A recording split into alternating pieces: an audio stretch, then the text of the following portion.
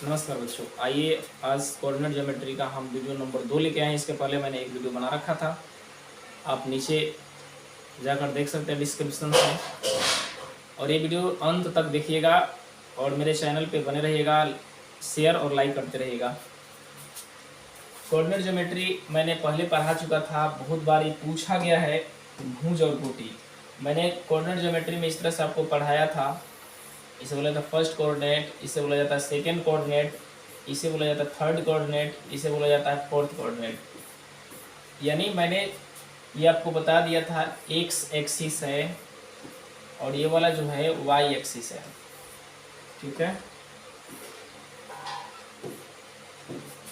इतना बात आपको मालूम होना चाहिए। और मैंने ये भी बताया था आपको, पहले x का वैल्यू लिखा जाता है, उसके बाद y का वैल्यू। जो x का जो मान है उसे बोला जाता है भुज, और y का जो मान है उसे बोला जाता है कोटि। ठीक है ना। इसे ऑर्डिनेट बोला जाता है, यानी इसे भुज बोले और इसे कोटि बोले। तो यह एक बिंदु पर आधारित सवाल देखने हैं, हमको दिखा रहे हैं। अगर आपसे पूछ लिया जाए बिंदु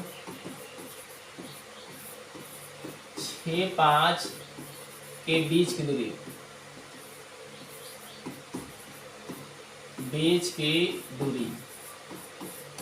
क्या होगा?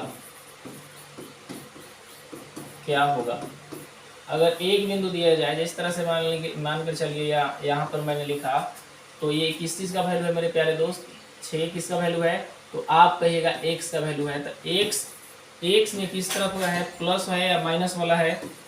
यानी आपको ये भी बात बताया जा चुका था। तो मान के चलिए यहाँ 1 है, यहाँ 2 है, इस तरह से 3 4 और भी बढ़ा के हम लिख देते हैं।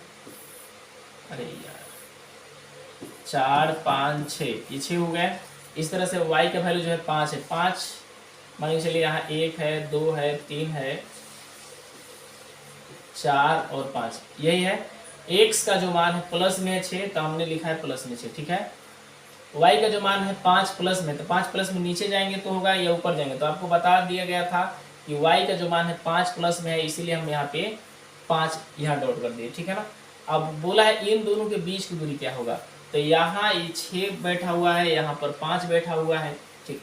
तो इन्हीं दोनों के जो बीच की दूरी होगा, अर्थात यहाँ जो मूल बिंदु है 0 0, ठीक है, 0 0, यहाँ जो मूल बिंदु है, यहाँ से यहाँ तक की बीच की दूरी कितना है? 6 दे रखा है। यहाँ से तक कितना दे रखा है? 6 दे रखा है, ठीक। इसी तरह से यहाँ से यहाँ तक मूल बिंदु से इसके बीच की दूरी कितना है? 5 दे रखा है। तो आप कई बार इस चीज को पढ़े होंगे, त्रिभुज में इसे बोला जाता है कर्ण और इसे बोला जाता है आधार, इसे बोला जाता है लंब।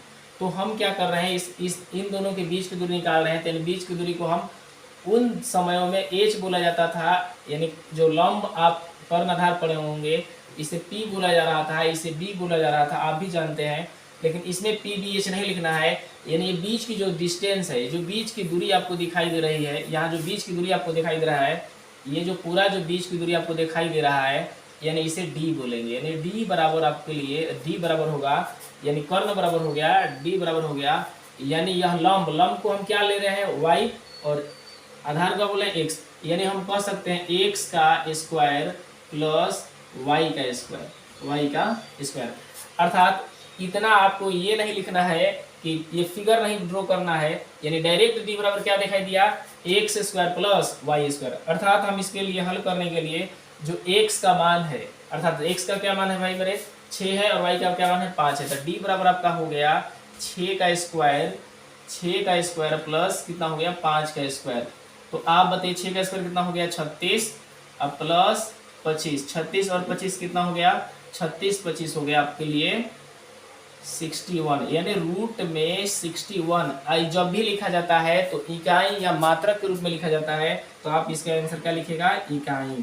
इकाई कहिए, चाहे इसे मात्रक लिखिएगा, ठीक है ना। इकाई या मात्रक हम लिख सकते हैं। चलिए एक और हम प्यारा सा सुंदर सा सवाल आपके लिए ले रहे हैं। अगर आपसे पूछा जाए बिंदु 8 6 के बीच की दूरी, 8 6 के बीच की दूरी, 8 और 6 के बीच की दूरी निकालना है आपको, तो बिंदु 8 और 6 के बीच की दूरी निकालना है, तो आप डी बराबर यही लिखे, डी बराबर लिख सकते हैं एक्स का स्क्वायर प्लस वाई का स्क्वायर। अर्थात हम यहाँ पे देख रहे हैं एक्स का वैल्यू कितना दे रखा है, एक्स का जो मान दिया है उसको रख लीजिए। एक्स का मान दिया हुआ है आपका 8, तो 8 का स्क्वायर हो गया। उसके बाद 6, वाई का मान दिया जाए 6 का स्क्वायर, 8 का स्क्वायर हो रहा है 64 और 6 का स्क्वायर हो रहा है 36। 64 और 36 लिख के क्या करिएगा, 100 लिख दिए। 100 का वर्गमूल कितना होता है प्यारे बच्चों, 10 होता है। अगर आप 10 लिख के आंसर कर दे रहे हैं तो गलत करार कर दिया जाएगा, जबकि 10 नहीं लिखना है, बराबर लिखना है 10। हमने बोला कभी भी लिखा जाता है तो मात्रक में लिखिए चाहे इकाई में लिखिए, यानी हम इसे मात्रक लिख सकते हैं या फिर 10 इसे इकाई लिख सकते हैं, इकाई। ठीक है, तो ये मेरा करेक्ट आंसर होगा, ना कि ये होगा। ठीक है, आगे देखते हैं सवाल एक और हम ले रहे हैं। अगर आपसे पूछा जाए √2 √3 के बीच की दूरी,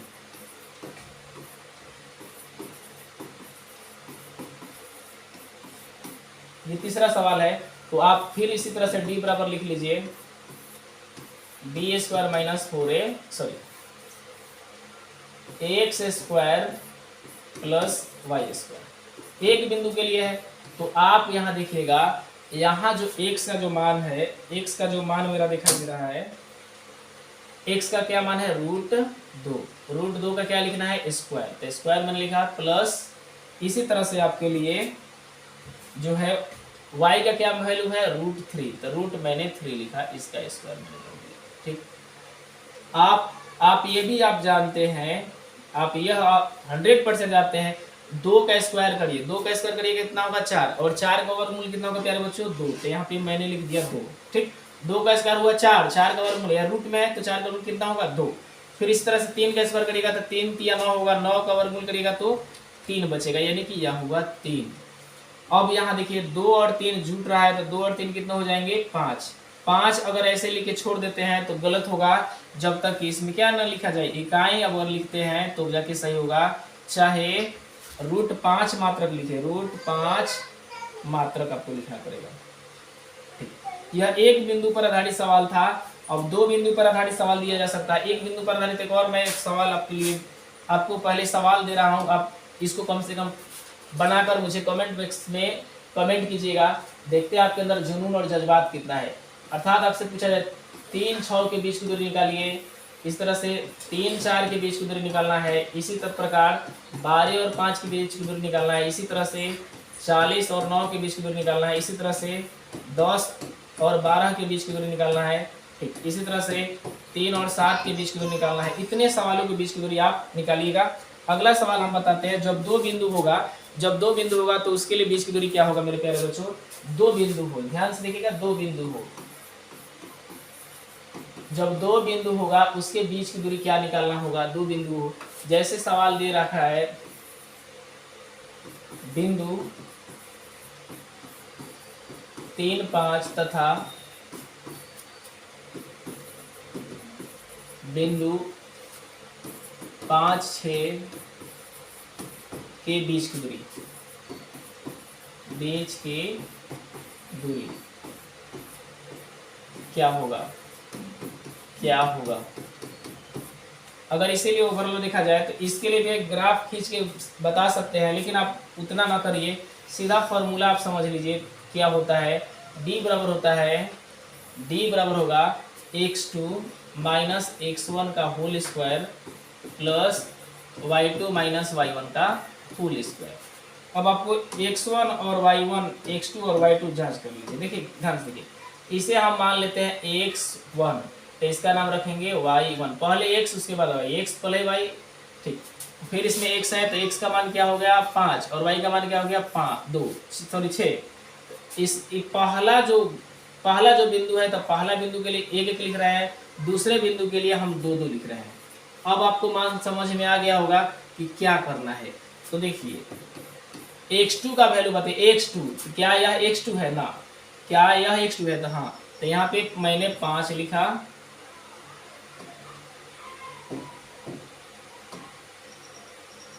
यहाँ पर हमने 5 लिखा, घटाओ।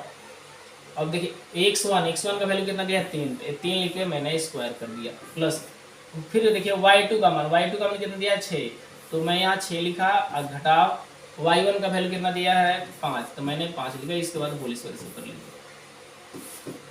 आप मुझे बताइए 5 में से 3 जाएगा तो 2 होगा, +2, यानी +2 का स्क्वायर करिएगा तो 2 दूनी 4। अगर यहाँ पे -2 भी होता तो भी प्लस हो जाता। अगर मान के चलिए यहाँ पे अगर 8 रहता, यहाँ पर मान के चलिए 8 रहता, प्यारे बच्चों 8 रहता तो -3 होता, तो आपको -3 का स्क्वायर कितना लिखते, -3 का स्क्वायर क्या लिखते, -9 लिखते, थोड़े ना 9 लिखते। इस बात को याद रखिए, कभी कभी माइनस में आ जाता तो बच्चा लोग माइनस में ही दे देता है, यानी माइनस का स्क्वायर होने पर प्लस हो जाता है, ये बात को आपको याद रखना होगा। ठीक, यहाँ पे क्या दिया था 3 दिया है, ठीक है ना। तो यहाँ पे 5 में से 3 गया 2, 2 का स्क्वायर हुआ 4, प्लस फिर इस तरह से 6 में से 5 गया 1, 1 का स्क्वायर करिएगा तो 1 होगा, 4 और 1 कितना हो गया 5, यानी 5 इसका हो गया। अगर इसे छोड़ देते हैं तो गलत माना जाएगा, इसका मतलब है इकाई लिखिए या फिर इसे मात्रक लिखिए, इकाई लिखिए या इसे मात्रक कर लीजिए। ये मेरा आंसर हो गया। आपके लिए मैं 2 सवाल और 2-3 सवाल दे रहा हूँ। 2 बिंदु के बीच की दूरी निकाला है, 2 बिंदु के बीच की दूरी,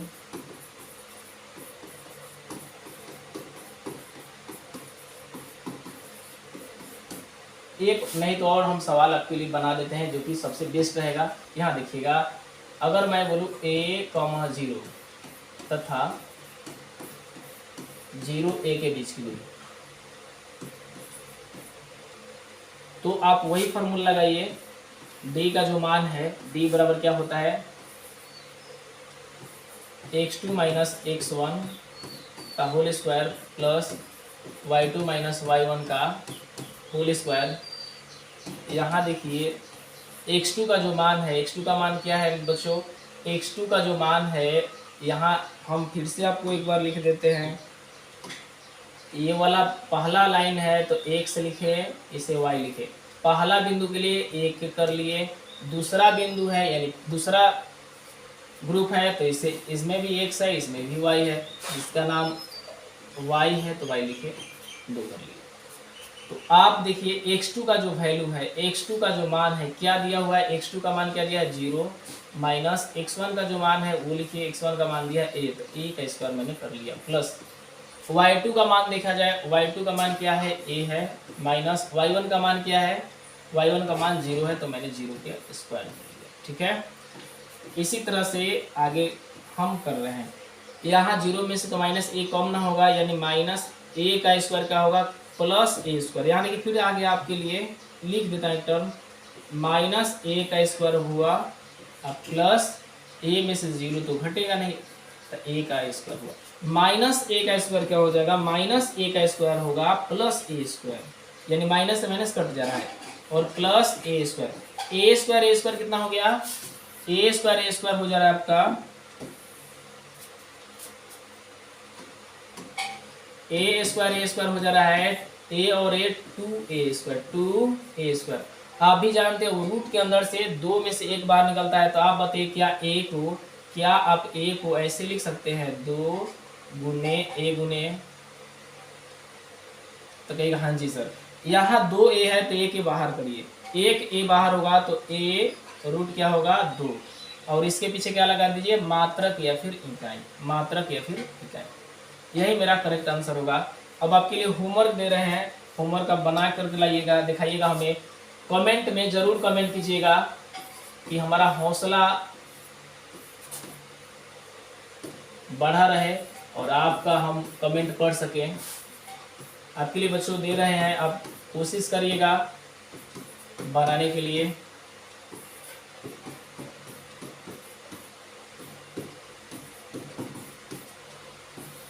ये मेरा 4 ही सवाल रहेगा आपके लिए, ये मेरा 4 सवाल आपके लिए रहेगा और आप इन चारों सवालों को बनाएगा। एक बार और हम दिखा देते क्या क्या आपको बताया हमने, यहाँ पर देख लिया जाए क्या क्या आपने हमसे सीखा। हाँ, निर्देशांक ज्यामिति से हम लोग शुरू किए थे, कोऑर्डिनेट ज्योमेट्री। ये वीडियो नंबर क्या है मेरे प्यारे भाई, वीडियो नंबर 2 है।